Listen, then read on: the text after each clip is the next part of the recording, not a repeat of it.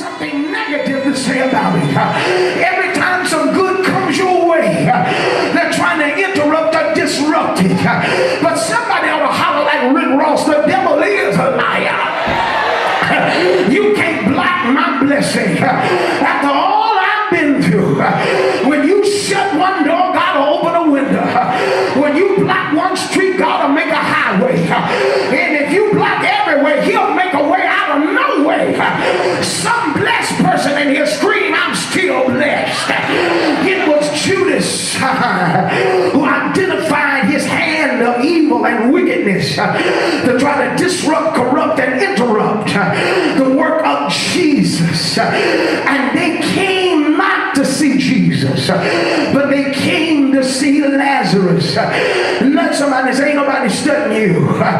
Tell the person on the other side, ain't nobody studying you.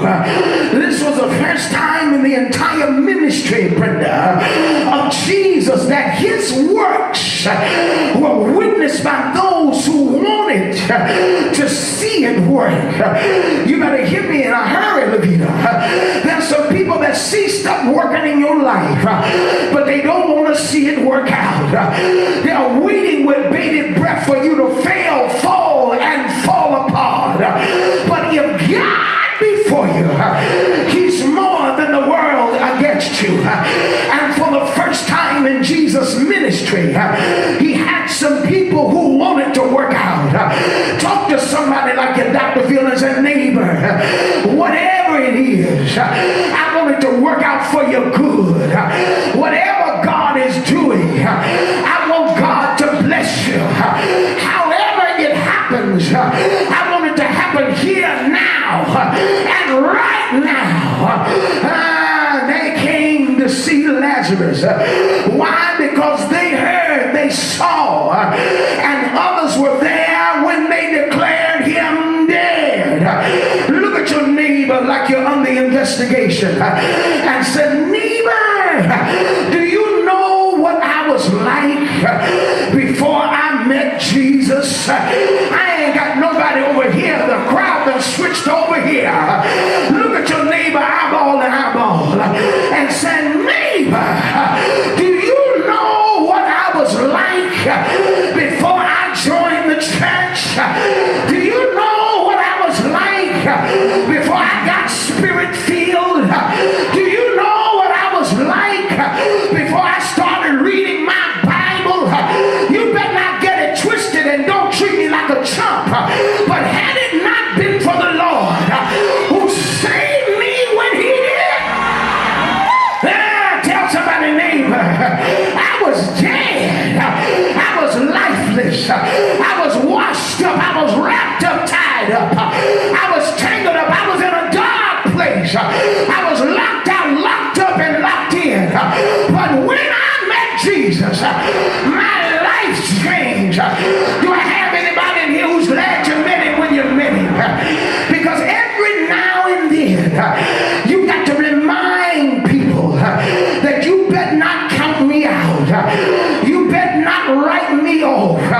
You better not leave me for dead. Because if I got up one time, I feel something pulling me now, Twinette. There's a chance I could get up again. And the Bible says that the same people that wanted to kill Jesus wanted to kill Lazarus. But I believe they had a meeting, Bernard. And somebody brought out the fact that if he got up one time, he can get up again. High five your neighbor like you about to lose your mind and say, neighbor, whoever it is, if they push me down one more time, I got one more time to get back up.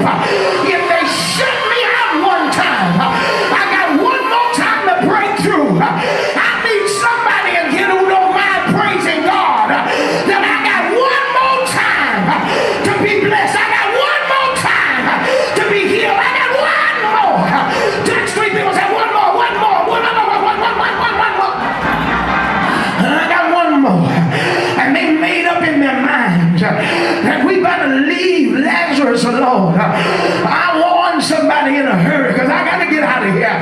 Warn somebody in a hurry and say, neighbor, I don't care what the weather is like. I don't care what the economy is like. I don't care what the forecast is. Y'all better leave me alone, because God is about to bless me in ways I've never been blessed before. Hallelujah. Leave me alone and don't mess with me right now, because your haters get you blessed, your backbiters get you blessed, gossip gets you blessed, envy gets you blessed, jealousy gets you blessed. And if there's anybody in here, you got 2 or 3 haters, give God praise, because they're about to get you blessed, because they should have never messed with you. Touch not my anointed and do my prophet no harm.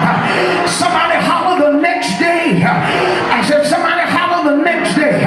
The Bible says that on the next day, I wonder if there's anybody in here who cannot just say the next day, but holler on one day.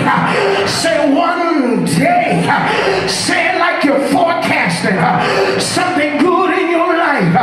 Holler one day. How life can change in just one day. And every now and then you got to set up a one-day dream. Somebody holler one day. That's the way we were, Pappy. When we were your age, we would stand down and see cars pass by and say, one day that's gonna be my car.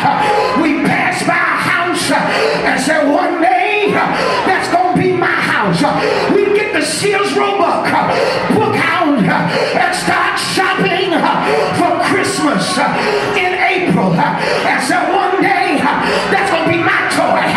One day that's gonna be my bike. One day that's my train set. One day those are my Hot Wheels. One day those are my clothes. And then every now and then, Maria, we graduate and go to the adult page and say, one day I'm gonna have me a wife look just like her. I'm gonna have me a husband look just like him. We're gonna have a house that look like that house. I need about 20 people to begin to prophesy into your future, into your destiny, and scream one day. Don't hold back your dream. One day. Scream one day. Holler one day. Scream one day. Holler one day. Talk on your road. Tell your neighbor, I'm one day away from a healing. I'm one day away from a blessing. I'm one day away from a raise. I'm one day away from a job. Lay your hand on 5 people and say, neighbor, I've got a pass for a one day express blessing. And I put it on your children, on your house, on your home, on your life, on your spirit, on your tree, on your destiny. Somebody, anybody, scream one day, holler one day, shout, shout, shout, shout, shout.